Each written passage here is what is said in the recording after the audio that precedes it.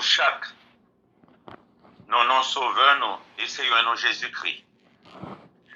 Et nous remercier de ce qu'il y a encore l'heureuse occasion pour nous capables de prier, intercéder en faveur bien-aimé qui est malade, même en faveur du pays d'Haïti. Et encore l'opportunité que nous gagnons pour nous capables de partager parole avec nous à soir. Et nous demandons notre bien-aimé frère, le dirigeant, pour lire pour nous Apocalypse chapitre 20, versets 1 à 10. Notre frère Michael Séraphin, s'il vous plaît. Amen. Apocalypse chapitre 20, versets 1 à 10. Puis je vis descendre du ciel un ange qui avait la clé de l'abîme et une grande chaîne dans sa main. Il saisit le dragon, le serpent ancien, qui est le diable et Satan, et il le lia pour 1000 ans. Il le jeta dans l'abîme, ferma et scella l'entrée au-dessus de lui, afin qu'il ne séduisît plus les nations jusqu'à ce que les 1000 ans fussent accomplis. Après cela, il faut qu'il soit délié pour un peu de temps. Et je vis des trônes, et à ceux qui s'y assirent fut donné le pouvoir de juger, et je vis les âmes de ceux qui avaient été décapités à cause du témoignage de Jésus et à cause de la parole de Dieu, et de ceux qui n'avaient pas adoré la bête ni son image, et qui n'avaient pas reçu la marque sur leur front et sur leurs mains. Ils revinrent à la vie, et ils régnèrent avec Christ pendant 1000 ans. Les autres morts ne revirent point à la vie jusqu'à ce que les 1000 ans fussent accomplis. C'est la première résurrection. Heureux et saints ceux qui ont part à la première résurrection. La seconde mort n'a point de pouvoir sur eux, mais ils seront sacrificateurs de Dieu et de Christ, et ils régneront avec lui pendant 1000 ans. Verset 7. Quand les 1000 ans seront accomplis, Satan sera relâché de sa prison et il sortira pour séduire les nations qui sont aux quatre coins de la terre, Gog et Magog, afin de les rassembler pour la guerre. Leur nombre est comme le sable de la mer. Et ils montèrent sur la surface de la terre et ils investirent le camp des saints et la ville bien-aimée. Mais un feu descendit du ciel, il les dévora. Et le diable, qui les séduisait, fut jeté dans les temps de feu et de soufre, Amen. où sont la bête et le faux prophète, et ils seront tourmentés jour et nuit au siècle des siècles. Amen. Amen. Amen. Bien-aimés frères et sœurs et amis qui joignent à nous ce soir sur cette plateforme. Mercredi qui était 6 novembre 2024, nous avons l'heureuse occasion pour nous te partager avec vous à la lumière de l'Apocalypse chapitre 20, versets 1 à 5, sur l'emprisonnement de Satan.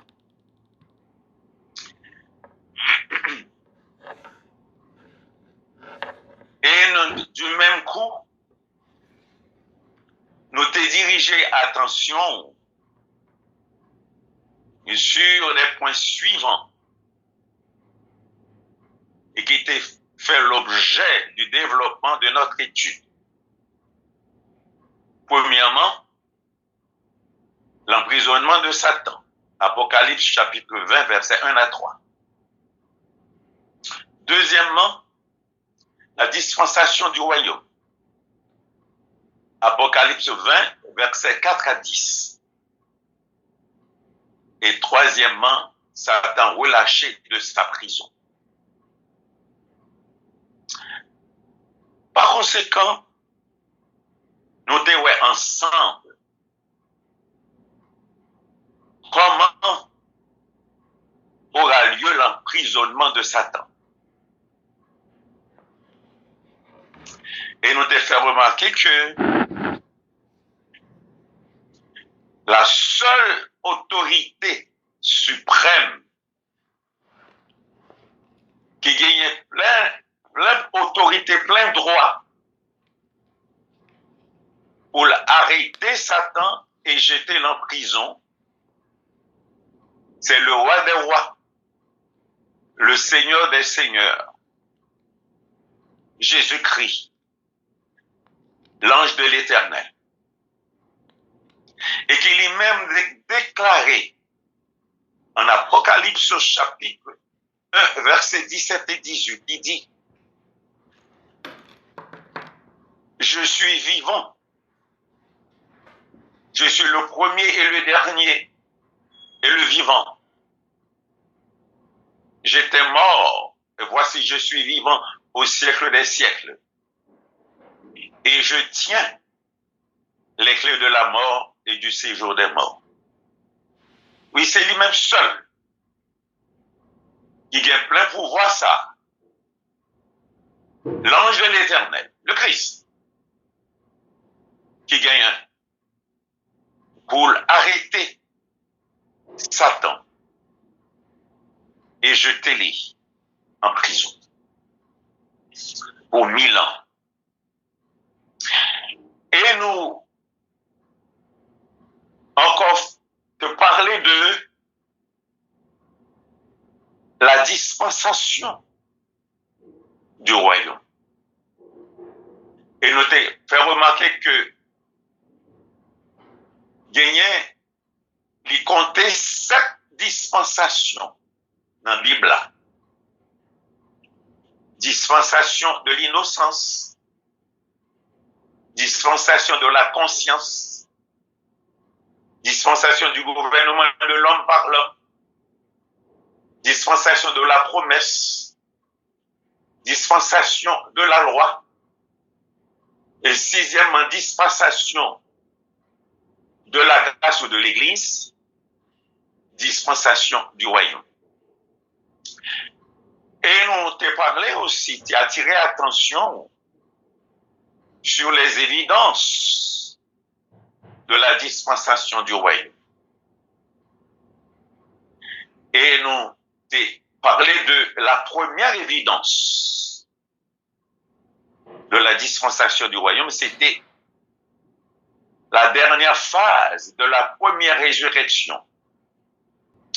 Première, c'est Zacharie 14, versets 1 à 9. Le second, c'est Matthieu, chapitre 25, versets 31 à 46. On aurait d'abord ce qui est dit en Zacharie 14, versets 1 à 9. En effet, en Zacharie 14, 1 à 9, les questions du jour de l'Éternel, qui sera manifestement marqué par la seconde venue de Jésus-Christ en gloire sur la terre. Et ça que nous devons retenir,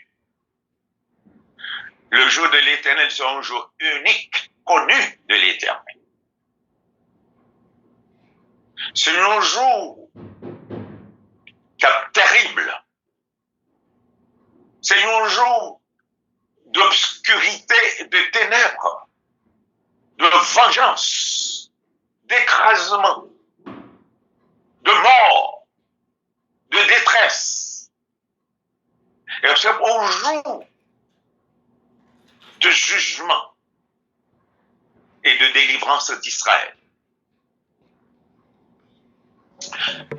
Donc, lorsque nous lisons Zacharie 14, 1 à 9,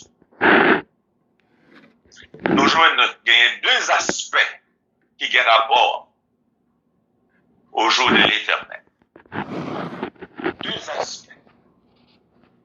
Premier aspect, nous jeunes dans le verset 1, les versets 1 et 2. Et deuxième aspect, nous jeunes du verset 3 au verset 9. Donc, nous joignons que dans le premier aspect, qui parle automatiquement de ça qui vient pour arriver avant l'arrivée du jour de l'Éternel. Qui ça qu'a produit, qui ça qu'a fait avant l'arrivée du jour de l'Éternel. Eh bien, lorsque nous lisons les versets 1 et 2 de Zacharie 14, nous voyons que là, Dieu t'a confié à Zacharie 2 avertissements pour Israël. Le premier avertissement, c'est ça que nous capables de premier aspect que nous relèvons et ça qui vient pour arriver, ça qui vient pour produire avant l'arrivée de ce jour, le jour de l'Éternel, c'est que Dieu, comme nous dit Zacharie, 2 avertissements au peuple. Le verset 1, il dit que les dépouilles d'Israël seront partagées au milieu d'Israël. Son paquet de paroles. Son paquet de paroles que lié. Ça veut dire qu'il y a un pile dans le peuple ça qui a pourri, les nations qui ont tué. Et là, famille a obligé de venir pour réclamer cadavre, dépouille, pour être capable de faire enterrement, enterrer. Qui t'aime dit nous, avant même que m'aborder le verset 2, qui t'aime dit nous, une vérité. Bon Dieu aimait nous. Bon Dieu est toujours là pour l'aider nous, pour le défendre cause nous, pour le bénir nous. Et pour encore, nous, tout ça que nous disions, tout ça que nous demandions, comme papa nous.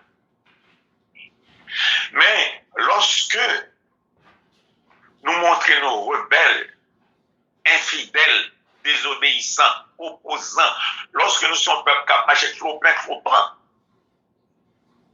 avant que le bénisse nous, avant que le délivre nous, il faut le corriger nous. Il faut le châtier. Et donc, l'on nous réfère nous dans la première épître de Paul aux Corinthiens, chapitre 11, versets 31 et 32, il dit, si nous nous jugions nous-mêmes, nous ne serions pas jugés. Mais lorsque nous sommes jugés, nous sommes châtiés par le Seigneur, afin que nous ne soyons pas condamnés avec le monde.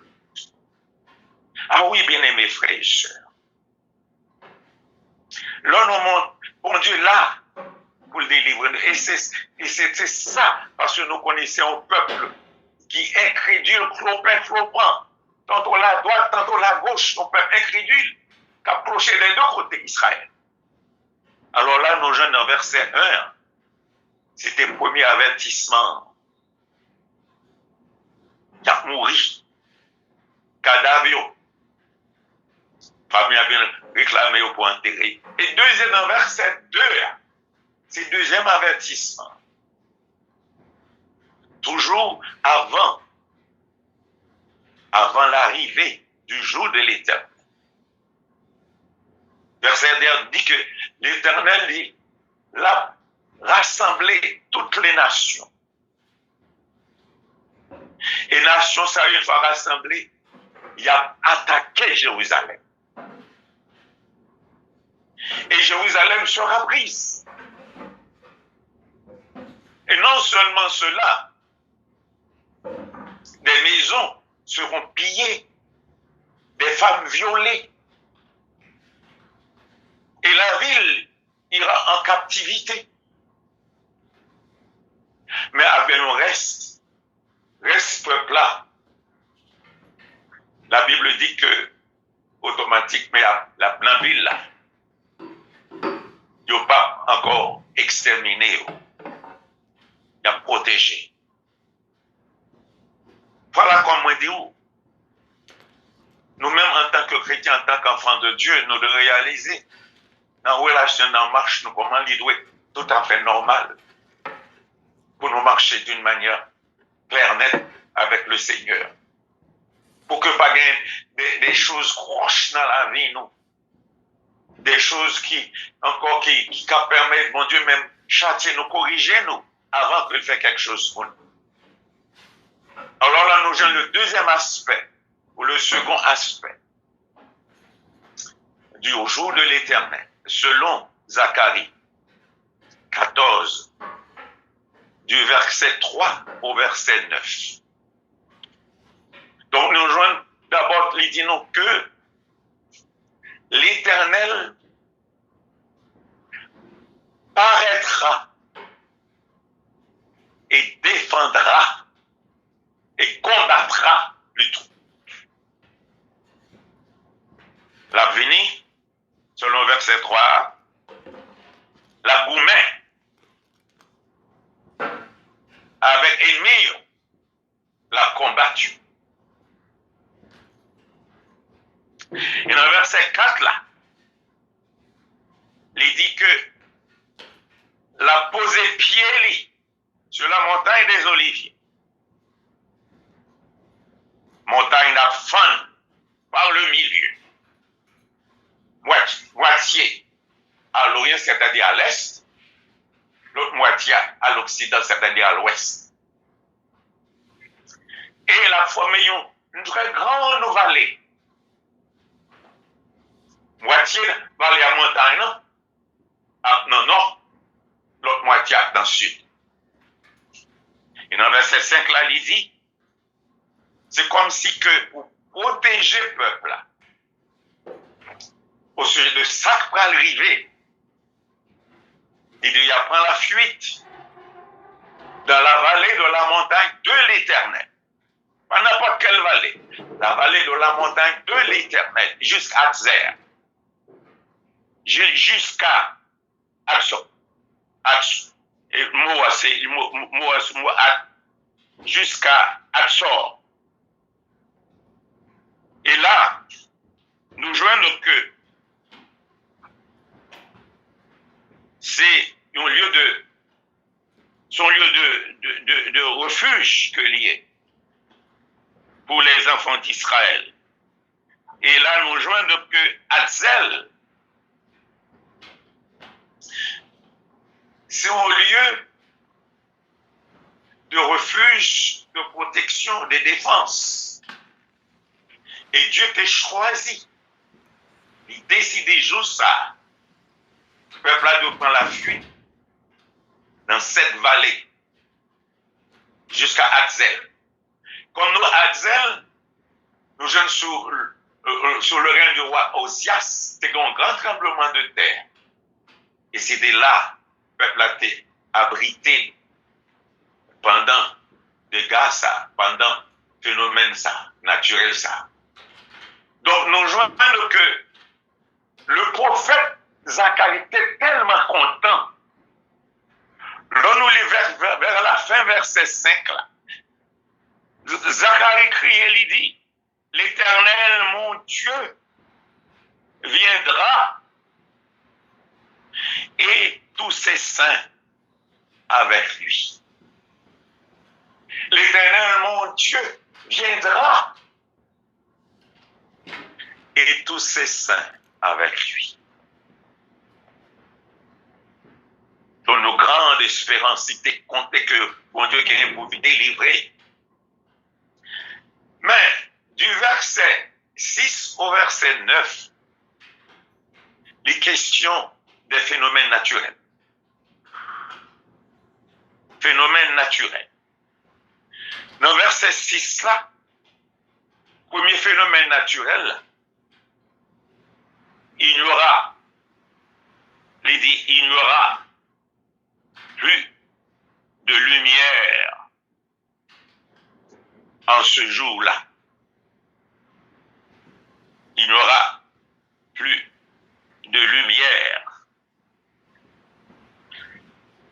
jour-là. Point de lumière plutôt. Il n'y aura point de lumière en ce jour-là. Ça veut dire que jour ça, c'est vraiment un jour ténébreux, chargé d'obscurité. Et moi, pensez, moi, est-ce que ces jours ça, lorsque la Bible parlait que la lune, le soleil là, a devenu ensemble? Paraît-il, c'est ça, oui. Pas bien lumière. Mais lorsque nous lisons dans l'Apocalypse chapitre 22, verset 5, il dit, il n'y aura plus de nuit. Ils n'auront besoin ni de lampe, ni de lumière. Le Seigneur Dieu les éclairera. Cela veut dire que dans le jour ça, seule lumière, et c'est lui-même, oui. Nous rappelons-nous, dans Jean 8, verset 2, il dit, je suis la lumière du monde. Celui qui me suit ne sera pas dans les ténèbres, mais il y aura la lumière de la vie. Et voilà. Juste ça. Premier phénomène naturel. Pas bien lumière. Point de lumière. Et encore nous joindre que il y aura du froid, de la glace, l'hiver. Pour nous-mêmes qui, aux États-Unis, qui au Canada, nous connaissons donc il commence, le froid a commencé depuis quelques temps, depuis quelques semaines. Les neiges commencent à tomber. Garantis nous, froid ça que le texte a parlé là, dans le verset 6 là. Si l'hiver que nous gagnons au Canada, pas comparable, non, il n'est pas capable de comparer à lui, non. La glace, du froid, de la glace. Et moi, pensez, me dit que est-ce que mon Dieu peut observer avec comme des armes contre l'ennemi? Parce que il criait déjà, vous voyez le peuple abrité à Adzel. Donc maintenant là, si le peuple a abrité à Adzel, alors nous pouvons imaginer que l'ennemi nous gagne pour eux subir à cause froid, à cause glace. Et c'est extraordinaire. Et c'est bon Dieu qui a fait. Il a toute autorité, toute puissance pour le faire. Et deuxièmement, donnez-le le verset 7. Il dit que ce jour-là, c'est un jour unique, connu de l'Éternel. Il ne sera ni le jour, ni la nuit. C'est un jour unique. Et puis il dit, le soir,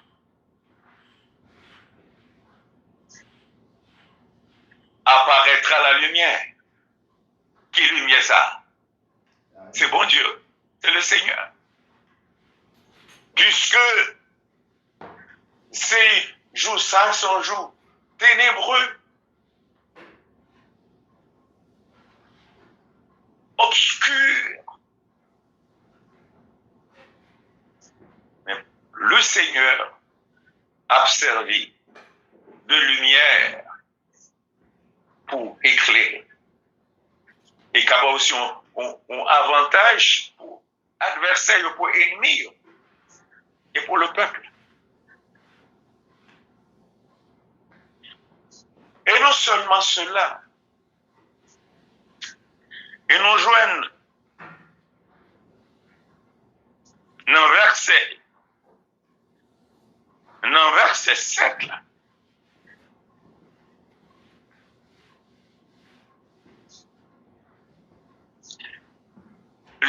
ça,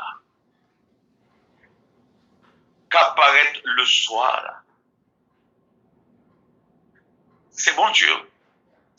C'est le Seigneur qui a éclairé. Parce que nous jeunes, c'est lui-même seul qui a gagné. Plus devant nous, alors c'est lui-même seul qui a gagné. Comme nous dit la voix au chapitre. C'est lui-même seul. Et puis, dans verset 7 là, comme sera un jour unique, connu de l'Éternel. Ces jours pâles. Ici que l'accordé des joies à nous toutes, mais jour ça, c'est jour pâles. Nos jours qui pas négociables. Et troisièmement, dans verset 8, il dit, en ce jour-là, des eaux vives sortiront de Jérusalem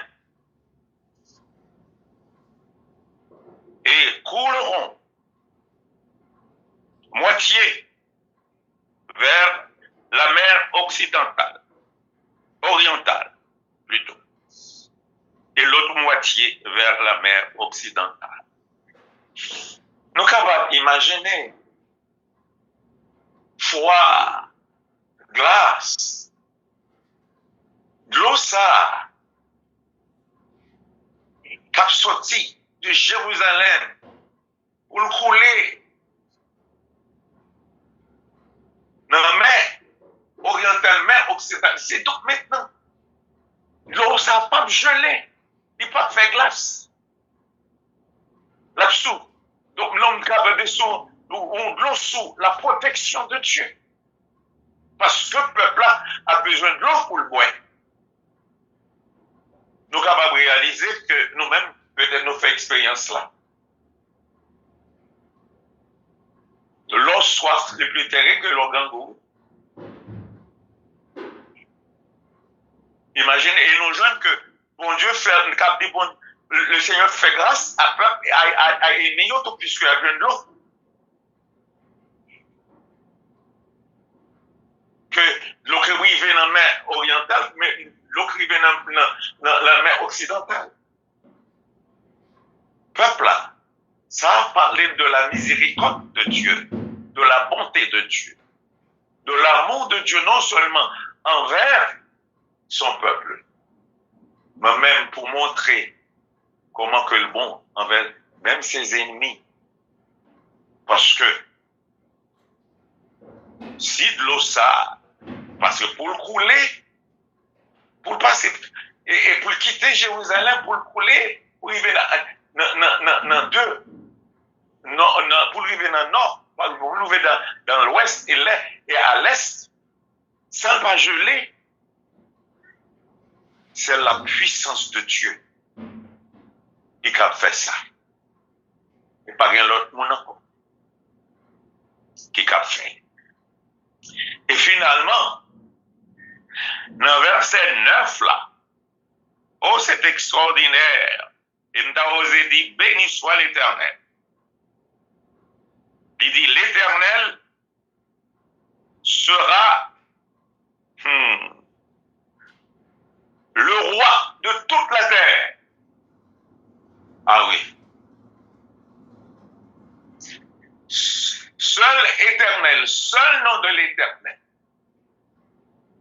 qui a dominé sur toute la terre, comme le roi des rois et le Seigneur des seigneurs.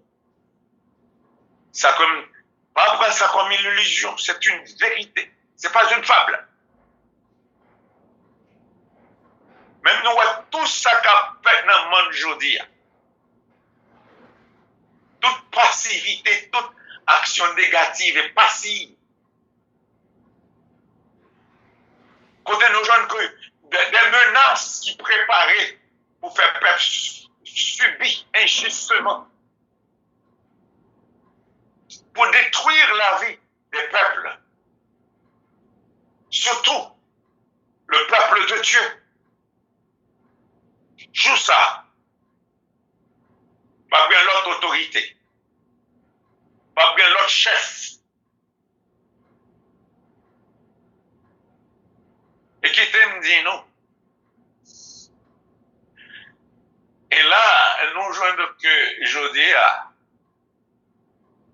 il a parlé de la démocratie.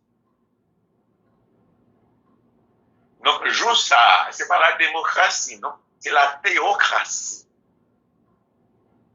L'Éternel, seul Dieu, le seul nom qui existait, et c'est lui-même seul dominateur.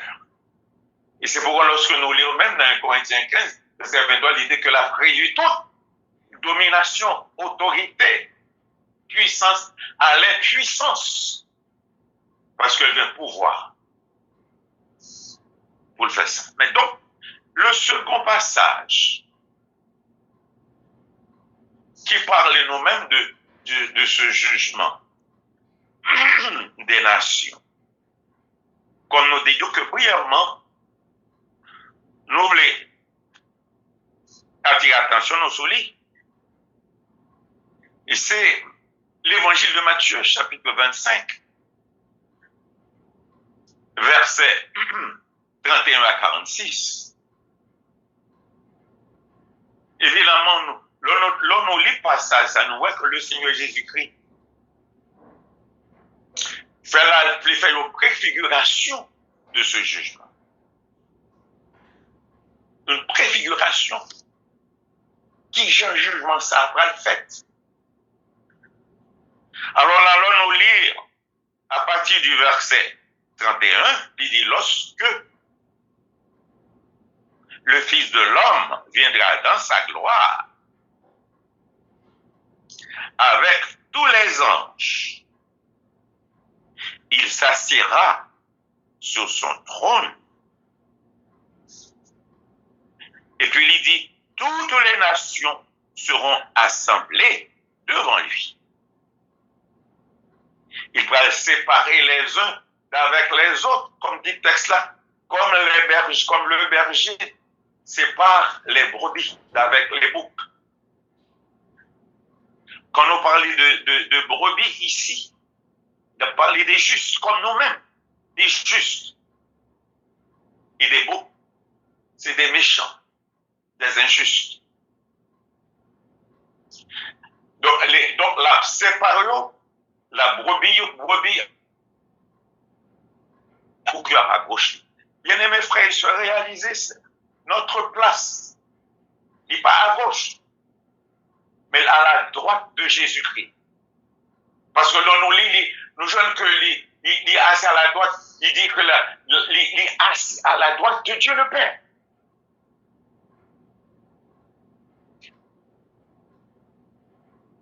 Le côté gauche, ou la droite gauche, si vous voulez, c'est pour les impies, les méchants, les injustes. Et le côté droit ou la droite, c'est pour nous, en tant que brebis du Seigneur. Alors nous joignons ceux qui seront à sa droite, il leur dira, le roi, c'est le roi, leur dira, venez, vous qui êtes bénis de mon Père, prenez possession du royaume qui vous a été préparé dès la fondation du monde. Et il commence il dit, car j'ai eu faim et vous m'avez donné à manger. J'ai eu soif et vous m'avez donné à boire. J'étais étranger et vous m'avez recueilli. J'étais nu et vous m'avez vêtu. J'étais malade. Vous m'avez visité. J'étais en prison et vous êtes venus vers moi. Le texte a dit, juste on va dire, mais Seigneur, quel est que nous t'ayons grand goût, soif, étranger, nu, malade, prisonnier, et nous t'es allé vers nous-mêmes. Alors la réponse, c'est brebis, les justes. Je vous le dis en vérité, toutes les fois que vous avez fait ces choses à l'un de ces plus petits de mes frères, c'est à moi que vous les avez fait. Cela veut dire que Juifs, texte a montré clairement, Juifs, c'est les frères de Jésus. Il est vrai qu'on attribue à nous comme seconde application. Mais la première application, c'est les Juifs sont les frères de Jésus. Et puis, dans verset 41, il dit ensuite, il parlait à Sayo qui était à gauche, et il dit que retirez-vous de moi, maudit. Allez au feu éternel qui a été préparé pour vous. Mettez grand goût,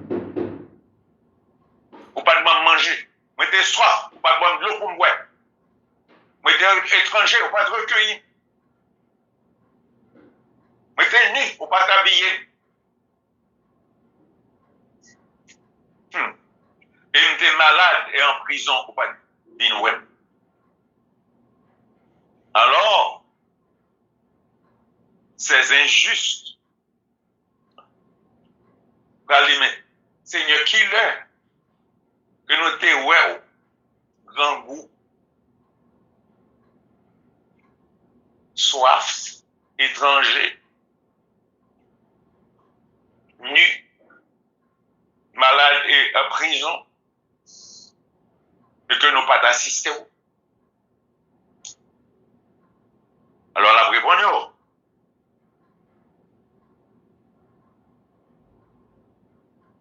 je vous le dis en vérité, toute la fois que vous n'avez pas fait ces choses à l'un de ces plus petits, c'est à moi-même qu'on n'a pas fait. Et il dit, ceux-ci iront au châtiment éternel, mais les justes à la vie éternelle.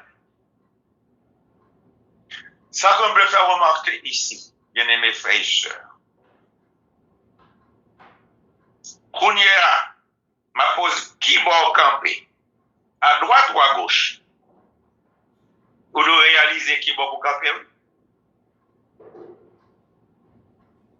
Il y a des actions que vous êtes capables de commettre qui sont désapprouvées par le Seigneur. Il n'est pas possible comme nous juste, non?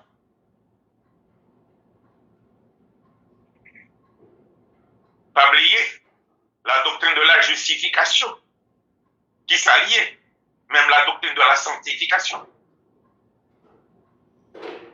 Soit nous, c'est ça nous y est, non pas ça.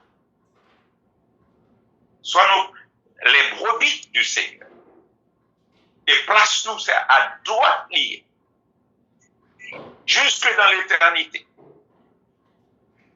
Et c'est pourquoi, bien-aimés frères et sœurs, jugement, ça a son réalité que lui. Et c'est avec nous les anges que le Seigneur Jésus-Christ a fait jugement ça. Et c'est depuis aujourd'hui pour nous connaître position.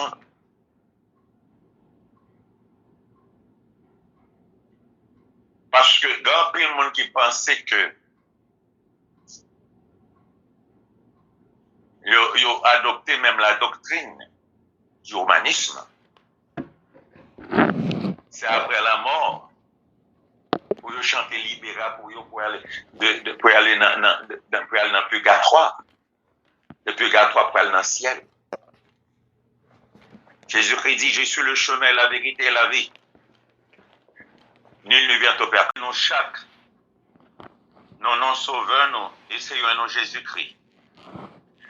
Et nous remercions de ce qu'il y a encore l'heureuse occasion pour nous capables de prier, intercéder en faveur bien-aimé qui est malade, même en faveur du pays d'Haïti.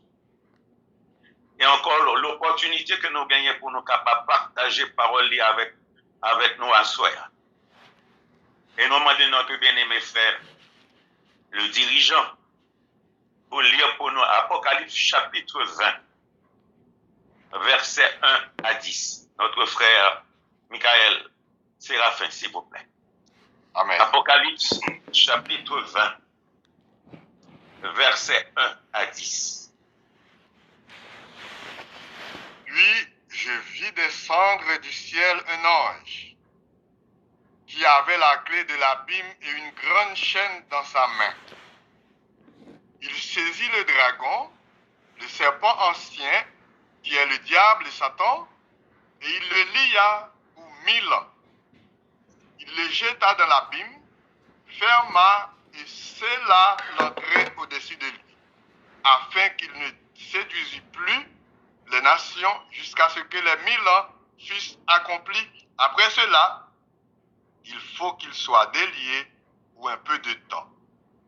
Et je vis des trônes, et à ceux qui s'y assirent fut donné le pouvoir de juger, et je vis les âmes de ceux qui avaient été décapités à cause du témoignage de Jésus et à cause de la parole de Dieu, et de ceux qui n'avaient pas adoré la bête ni son image, et qui n'avaient pas reçu la marque sur leur front et sur leurs mains. Ils revinrent à la vie, et ils régnèrent avec Christ pendant 1000 ans. Les autres morts ne revirent point à la vie jusqu'à ce que les 1000 ans fussent accomplis. C'est la première résurrection. Heureux et saints ceux qui ont part à la première résurrection. La seconde mort n'a point de pouvoir sur